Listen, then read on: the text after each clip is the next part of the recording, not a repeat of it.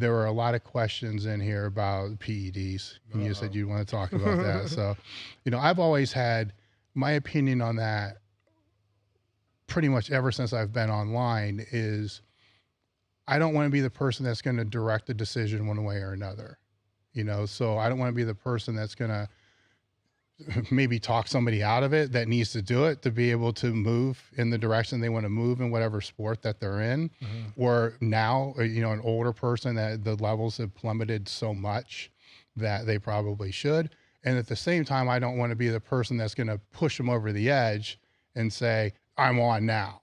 It's a weird position to kind of be in, but the discussions over the last few years have increased substantially, to where I'm still not really comfortable, talking about it, but I think it needs to be talked about, more openly than what people have. And most of the people I know really don't give a shit one way or another. We just need to make sure we put whatever on the video to make sure that we don't get dinged for the video. But I don't even know if they're dinging it. Educational. This is all education. It is educational. I don't even know if they're really dinging it anymore because nobody's putting anything out there. It doesn't seem like they are. I've seen a lot of PED. Yeah. So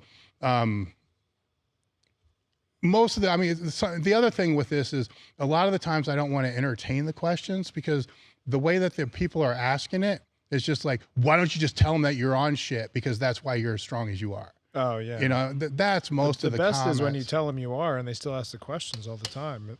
Yes. It's like, it's like, what are you looking? What kind of answer are you looking for? No, I don't know. I mean, I can answer any. Is there a question? Like, we can answer anything. I mean, the biggest thing I think people asked is, what they said, why did I do it?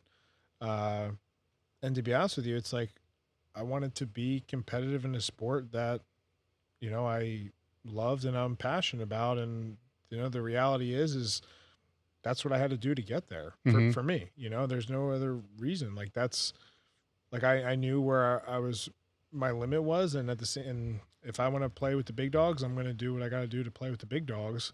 At the same time, I look at myself as a smart individual and kind of like you had said at the beginning of the podcast, getting my blood work done. I surround myself with highly educated people who know way more about that stuff than I do, because I want to be around for as long as I can. And that does also limit the level at which I do want to play, So for me, it's like humbly, like if I wanted to do everything, and this isn't just with PEDs, this is with training, this is with nutrition, like try to be competitive in World's Strongest Man. I believe, not saying I would be, but I believe I could make it up there. Like if I really put in the time, the effort, like the nutrition, the sleep, like went all in. But guess what? Like when it comes to the risk versus the rewards for me, that's not where I want to be. But where I do want to be, that's part of the game that I got to play. And, we don't have to get too far into it, and there could be controversial, opinions on this with the science, but I think long-term health benefits are something you can consider, like if you're looking at from that aspect, like doing it correctly or like people who are on TRT, like that's not a thing for no reason. You know what I mean? So it's kind of like, for me looking longevity wise and doing what I do, it just was just the decision that I wanted to make, someone else said like, how's life on PEDs? And it's like the same. I don't know how to answer that question. It's the same as it was before. I'm just able to pursue what I want to do with this helping in that part of the journey.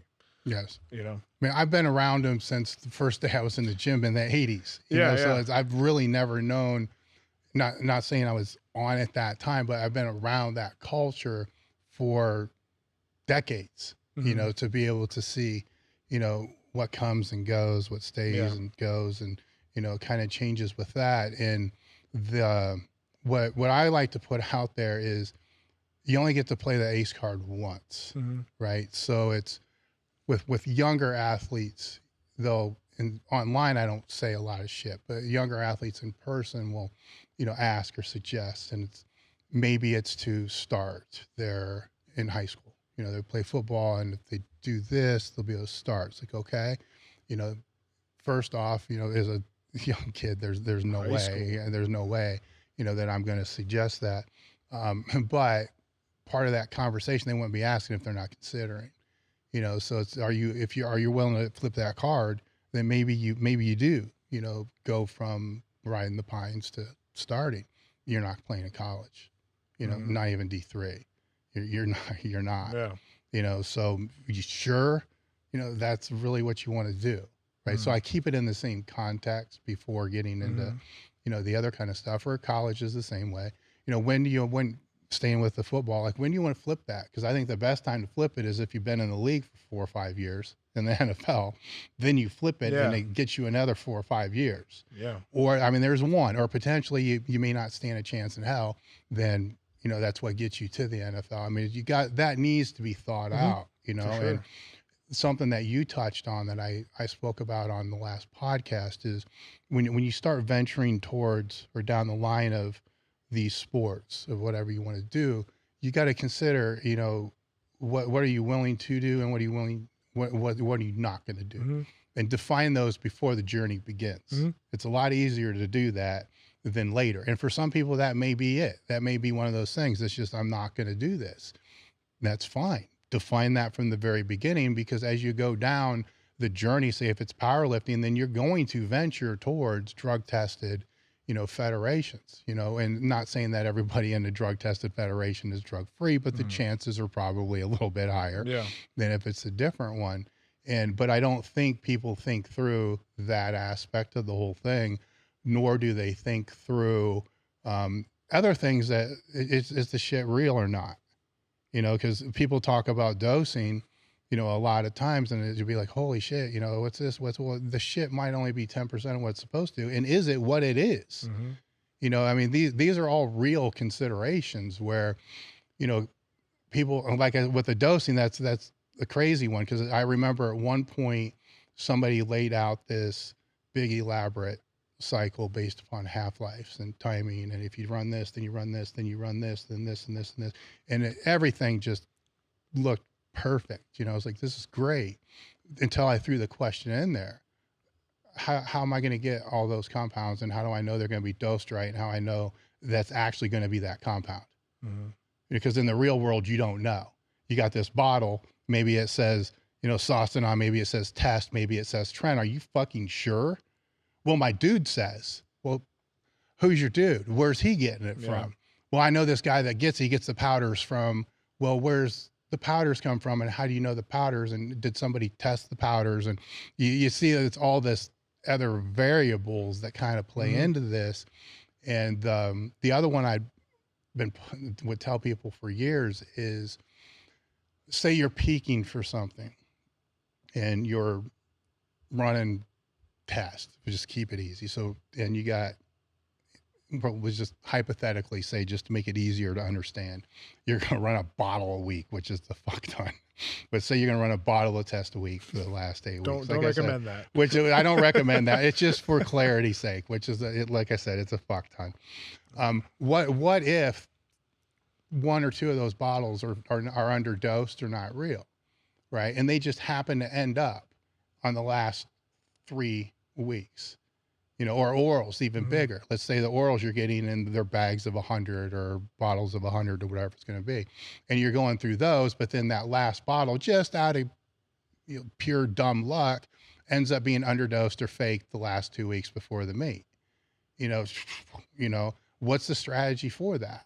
You know, these are all real. I mean, these are all things I had to do, and they're all real questions. You know, I just took them all out, put them in one bag, shook it up, and I mixed them all together, you know, so I got, you know, whatever the bottles are, they're all into one. So now if there's one bad bottle, I just diluted it with all the other ones. Common sense, right? Same thing with injectable shit too. You get a bigger bottle, you put it all in there. If the one's bad, it gets diluted with all the other ones. And right now there's a lot of people saying, holy fuck, why didn't I ever think of that? you get what I'm saying? Just because you're making this assumption that everything is what it is, and it's not. Now, for me, the paranoid side of me and the scary side of me is, how long is it going to take until fentanyl starts hitting our shit, right? Because it's hit every other fucking drug, right? So the black market's the scariest thing, you know, for me, where even with anybody that I'm speaking to, it's like, is your source legit? Like, what is your source? And of course, everybody has a legit source, which means if everybody has a legit source, there's no non-legit sources, which it's black market for most part. which it's bullshit. It's fucking, I knew back in the day, people were slipping needles under the lid and then pulling half the shit out and putting canola oil in and then selling that. Then they would keep the other half for themselves. They do that. Yeah. And that's how they paid for their own stuff. So if that's happening 20, 30 years ago, they'll bet your ass stuff's happening here. Yeah. Nice plug for Merrick.com, by the way. So if you, if you need to optimize your hormone needs, I mean, but it is good that there are companies like this now that are out there. Because a lot of people don't have that. They don't have access to, TRT clinics, or their doctor won't write the script. And I can tell you stories of people with like zero T, or very, very low, very fucking low. And doctors still not understanding and writing a script for this. Meanwhile, pushing antidepressants on them left and right. It's a rant that I did in the last thing. It all comes down to who was the last drug rep that was in the doctor's office for a lot of them, not all of them. There's good ones. There's definitely good ones, but for a lot of them. And then where in the fuck are the testosterone and TRT drug reps? And why are they not making appointments to go see these people? They start doing that. Watch how often and how frequently, TRT would be prescribed to people. But Merrick.com is a great thing there, because not only do they have the people that can analyze the labs and look at it and see where low and what's not and how it needs to be optimized, but have the care providers to be able, that know their shit, to be able to look at it and say, no, this is fucked up. You don't want to keep going this direction.